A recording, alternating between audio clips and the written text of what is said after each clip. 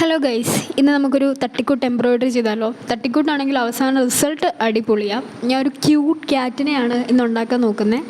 സത്യം പറഞ്ഞാൽ ഞാൻ എംബ്രോയ്ഡറിയിൽ അങ്ങനെ വലിയ പ്രോയൊന്നുമല്ല, പക്ഷേ ഇതൊരു നമ്മൾ യൂഷ്വലി ഉപയോഗിക്കുന്ന കുറച്ച് മെത്തേഡ്സ് ഒക്കെ ഉണ്ടല്ലോ, അത് ഉപയോഗിച്ച് തന്നെയാണ്. ഒരു പ്രൊഫഷണൽ ടച്ചൊന്നും ഇതിനില്ല.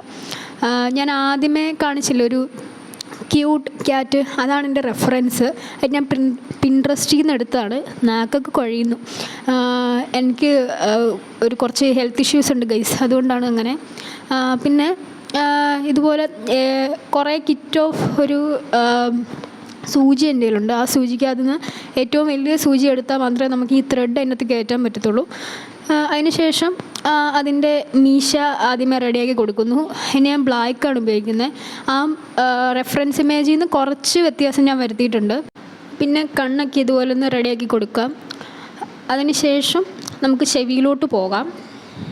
കുറച്ച് അപാകതകളൊക്കെ ഉണ്ട്, നിങ്ങൾക്ക് കാണുമ്പോൾ മനസ്സിലാകുന്നുണ്ടാവും.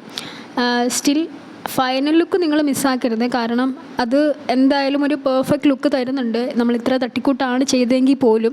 കാരണം ചെറിയൊരു നോളജ് മതി നമുക്ക്. അത്യാവശ്യം കൈത്തുണിലൊക്കെ അറിയാമെന്നുണ്ടെങ്കിലും ഇതൊക്കെ ചെയ്യാനായിട്ട് പറ്റും. അങ്ങനെയാണ് ഞാനിതും ചെയ്യാൻ തീരുമാനിച്ചത്. അങ്ങനെ വലിയ പ്രോയൊന്നും അല്ല സത്യം പറഞ്ഞാൽ. പിന്നെ നമുക്ക് പിങ്ക് കളറിലുള്ള ത്രെഡ് വേണം പൂച്ചയുടെ മൂക്കൊന്ന് റെഡിയാക്കി കൊടുക്കാൻ വേണ്ടിയിട്ട്.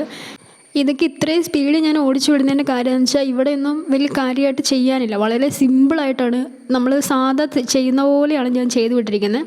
പിന്നെ ഈ ഒരു ഭാഗം മാത്രമാണ് നമ്മൾ ശ്രദ്ധിക്കേണ്ടത്. പൂവിൻ്റെ ഭാഗം മാത്രം നമ്മൾ ഫ്ലവർ ചെയ്യുമ്പോൾ എംബ്രോയ്ഡറി കുറച്ച് ശ്രദ്ധിക്കാനുണ്ട്. എന്ന് വെച്ചാൽ ഒരുപാട് കാര്യങ്ങളല്ല, ഇത് ഞാൻ യൂട്യൂബ് നോക്കി പഠിച്ചൊരു കാര്യം തന്നെയാണ്.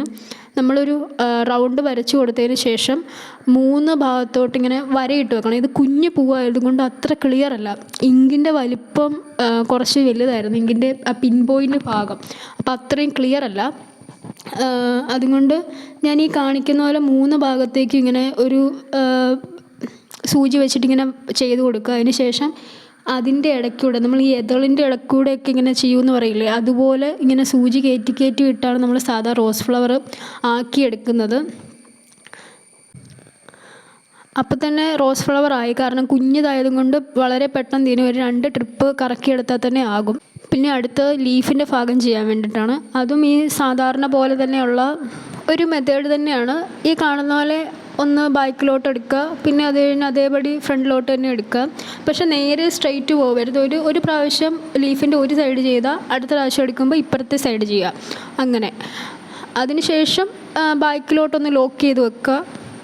ഇത്രേ ഉള്ളൂ. ഇതാണ് നമ്മുടെ ഫൈനൽ ലുക്ക്. ക്യൂട്ടല്ലേ?